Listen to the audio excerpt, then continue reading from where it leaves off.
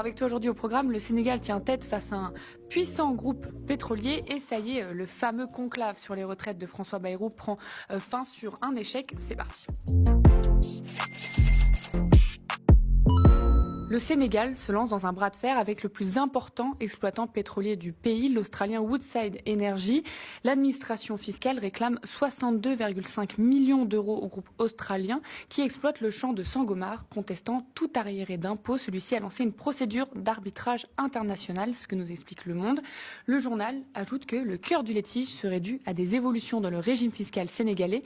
Le groupe pétrolier considère que les exigences sénégalaises contreviennent à des clauses contractuelles censées protéger les investisseurs en cas de changements fiscaux ou légaux.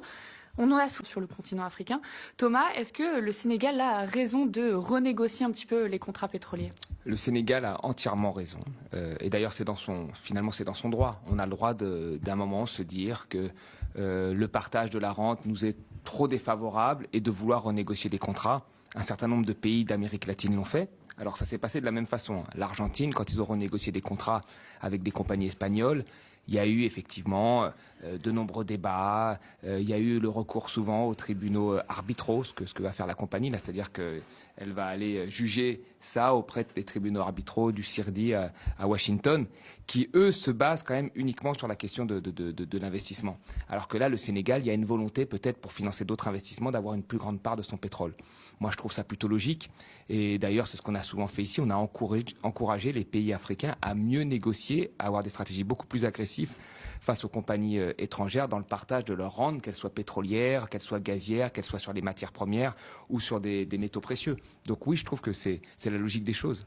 Comment ça se passe quand un pays trouve du pétrole ? Est-ce que tu peux nous rappeler un peu toutes les étapes ? C'est important de rappeler ça. C'est-à-dire que souvent, c'est une compagnie pétrolière qui indique au gouvernement d'un pays qu'il y a possiblement du pétrole sous ses terres. Alors comment ça se passe ? Soit c'est parce qu'à côté, dans un pays voisin, vous avez des réserves de pétrole énormes et tout indique que la géologie n'étant pas complètement différente, vous avez des chances d'en avoir dans le pays concernés, ou parfois vous êtes dans les eaux territoriales et vous êtes en train de creuser et vous arrivez à la limite des eaux territoriales et vous rentrez dans d'autres possibles eaux territoriales où là vous vous dites s'il y en a ici, pourquoi il n'y en aurait pas à côté.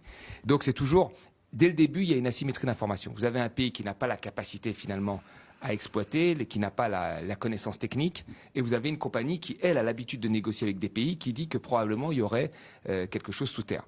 Et c'est ce qui explique que vous avez eu un certain nombre de pays africains, et parfois des cas où on a eu le plus mauvais contrat pétrolier, contrat d'exploitation signé notamment à Sao Tomé et Principe. Vous êtes dans une petite île dans le golfe de Guinée. Vous êtes dans des cas où cette asymétrie est tellement forte que souvent les contrats qui sont signés en début sont des contrats en défaveur du pays.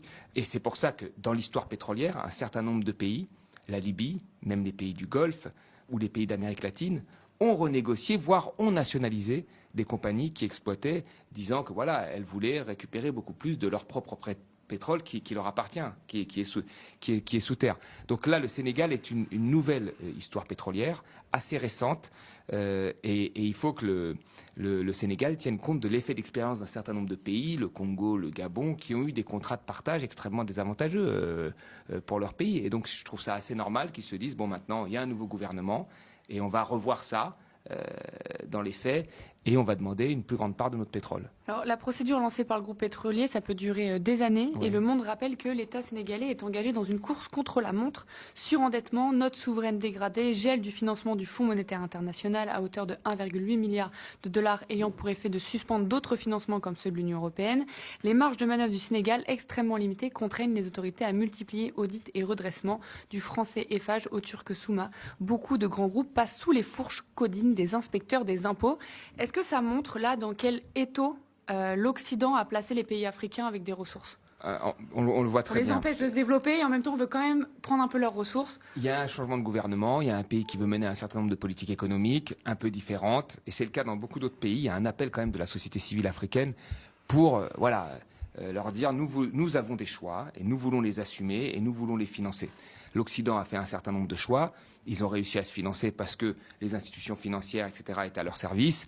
La Chine, aujourd'hui, en ne suivant pas l'exemple de l'Occident, arrivent aujourd'hui à avoir une épargne et elles financent un certain nombre de projets en Afrique. Et aujourd'hui, les pays africains disent oui, nous aussi on va avoir, mais on voit bien la pression après, la réaction, c'est-à-dire que les institutions financières ne jouent pas leur jeu. Nous, on peut lever des milliards très facilement. Je le rappelle souvent, hein, la dette africaine de l'ensemble des pays africains est sous pression, alors qu'ils sont 1,5 milliard et qu'ils ont une dette inférieure à nous, la France, qui sommes juste 70 millions d'habitants. Et nous sommes une population plutôt vieille, et eux,